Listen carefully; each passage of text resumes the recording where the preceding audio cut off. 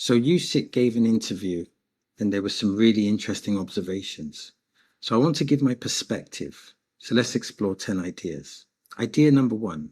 Usyk's prayer before the fight revealed that he never viewed Anthony Joshua as merely an enemy. He saw him as another human being, risking his life in the ring. Usyk, he has respect of people and of other boxers and of other champions. His spirituality is not only a big part of his identity, it's a big part of his boxing identity. And perhaps prayer is a tool that sharpens his mind. Perhaps prayer and his spiritual engagement is a tool that he uses to get through difficult moments in the boxing ring. It's an interesting observation. Now, the second idea is that Usyk suggested that Joshua's defeat was bigger than any technical boxing problem. It was the result of several pressures colliding at once. Let's remind ourselves of the context. Usyk has the insider scoop. He is privy to what's going on. The obvious question is what was the internal problem? And the obvious problem was overcoming the tragedy. Perhaps we never overcome tragedies of that nature. Perhaps we never overcome them, but maybe we gain, I'm not sure if understanding is the right word, but perhaps we manage to continue while enduring that pain. Now, what I want to say here is obviously condolences and RIP to all the people involved. It's very important to remember that for Anthony Joshua to endure such a tragedy and then come back so soon into the ring reveals just how psychologically strong he is as a person. And I think we need to remember that. Now, the third idea is the shock on Usyk's face during the opening seconds showed how severely the fight disrupted expectations. I think Usyk was shocked. I think Anthony Joshua was shocked. I think the crowd was shocked. I think Eddie Hearn was shocked. I think everyone was shocked. Even Prenga may have been shocked. Clearly, the expectation was for Anthony Joshua to have a dominant performance. And clearly, this was a shocking beginning. Round 1 was shocking. And the fourth idea is that Usyk believes Joshua may need to start a new life mentally, almost as if his old identity has been erased and must be rebuilt. I'm not sure what he means by this. What does he mean that he needs to start a new life mentally? As we've established, Anthony Joshua is mentally a very strong person. Perhaps there's ways to further develop mental toughness in the ring, but it seems that if AJ is elite at anything, it's his mental toughness. The way he got up against the canvas, against Prenga, the way he managed that difficult situation, it was impressive. Even if the performance wasn't impressive, the way he managed that crisis was impressive. And when Usyk used the words rebuild, what does he need to rebuild? Is it mental? Is it physical? Is it technical? Or is it a collaboration of many things? One thing I think that may be objectively true is that technically AJ needs to be able to deal with exchanges in the pocket. Prenga threw an overhand right, got inside in the pocket and landed that right uppercut. He needs to deal with that. And he also needs to deal with the focus issue, because when they're in the clinch, when they're in the pocket, AJ seemed to lose his focus. Now, the fifth idea is that Usyk rejected the idea that one bad night permanently proves a fighter is finished. Muhammad Ali, maybe one of the greatest, maybe the greatest fighter of all time, he came back multiple times. He lost and came back. So he had bad nights, but he was still the greatest, and he still came back several times. Evander Holyfield, he had a bad night against Riddick Bowe, but he came back in the rematch and beat him. He also had a bad night against Michael Moorer, but then made a comeback and then had a sensational performance against Mike Tyson.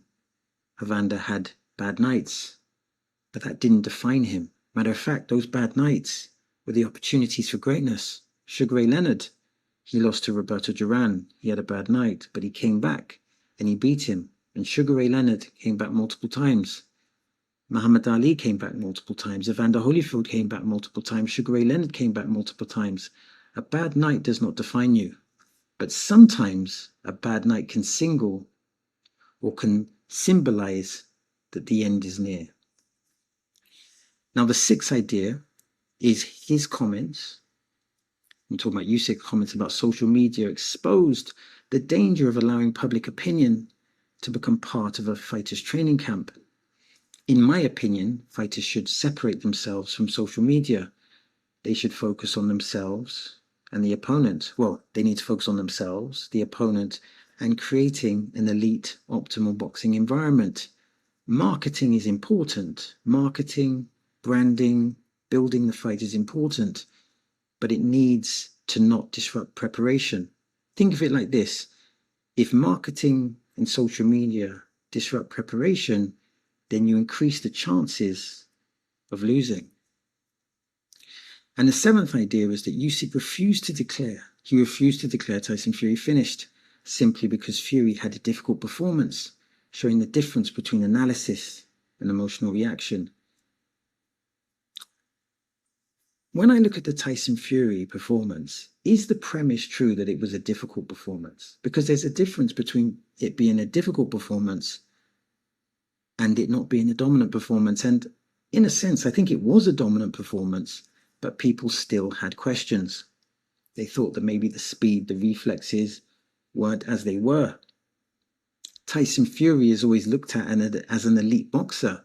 And I think people have made assertions that he is no longer an elite boxer. But that does not mean that he did not have a dominant performance, because I think he won every round.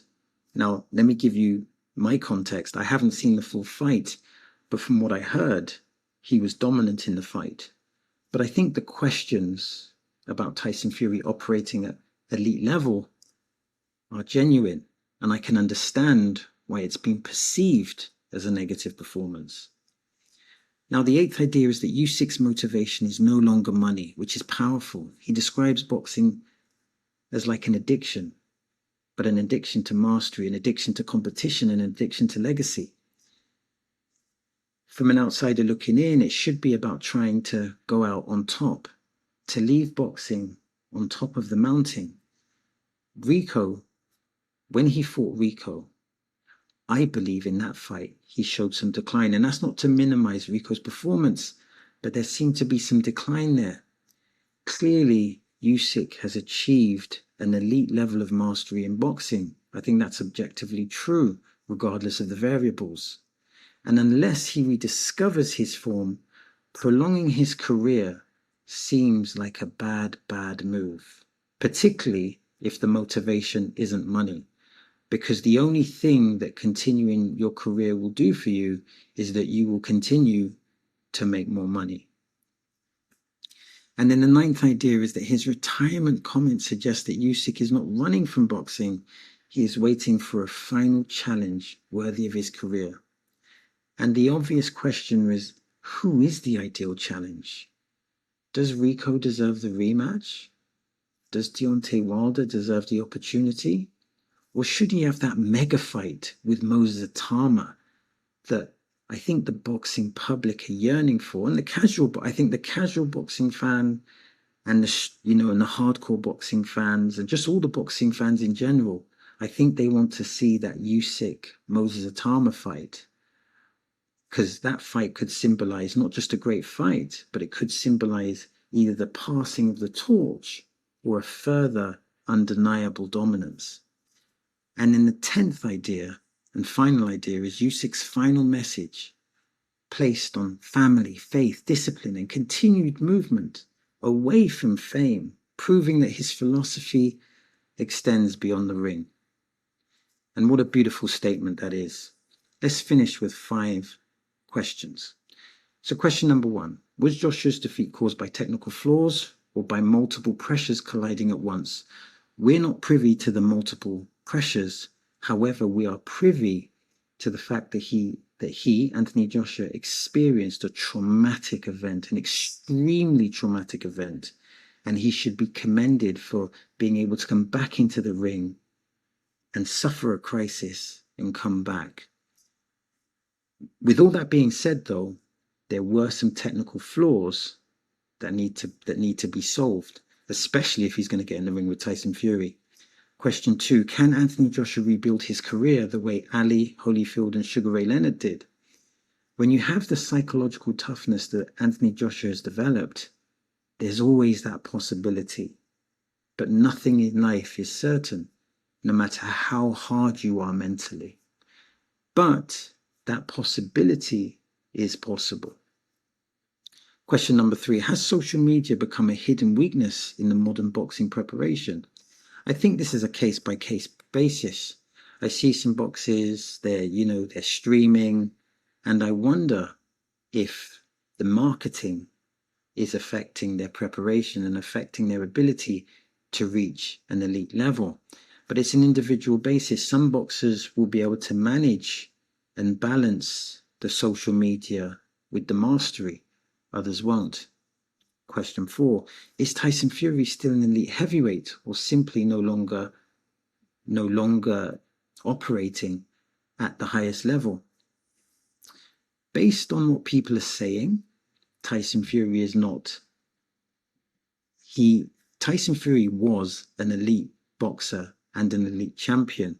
Based on his recent performances, there is evidence to suggest that he may no longer be an elite boxer. However, the case is not closed, because maybe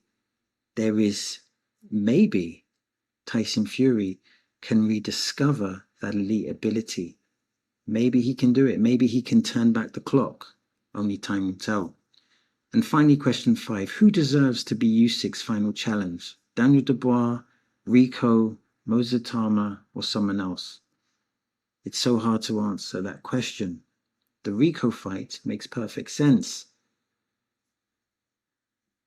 If he rematched Rico and had a dominant performance, that closes the chapter.